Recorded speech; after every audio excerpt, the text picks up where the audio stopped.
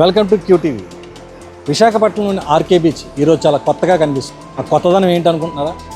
అలలు బాగా వెనక్కి వెళ్ళి పూర్తిగా రాళ్ళన్నీ తేలి కనిపిస్తున్నాయి.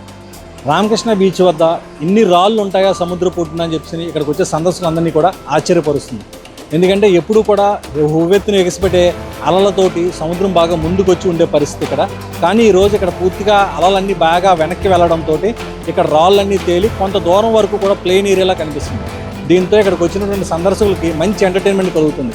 మరీ ముఖ్యంగా ఇదంతా కూడా ఒక సెల్ఫీ స్పాట్లో మారింది. అందరూ కూడా ఈ రాళ్ళపైకి వచ్చి ఇక్కడ సెల్ఫీలు తీసుకోవడం, ఫోటోలు తీసుకోవడం అన్నీ కూడా కనిపిస్తూనే ఉన్నాయి.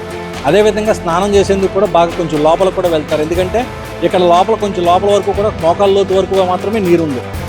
సహజంగా ఇటువంటి పరిస్థితులు అమావాస్య పున్నమ సమయంలో ఇలాంటివన్నీ ఏర్పడుతుంటాయి.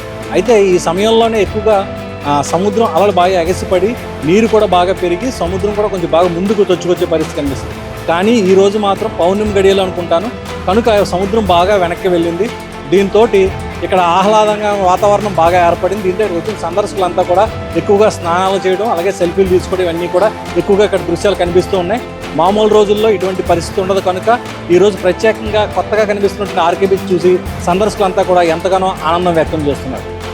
కెమెరా పర్సన్ మౌలానాతో దుర్గాప్రసాద్, విశాఖపట్నం ఆర్కే బీచ్ నుండి.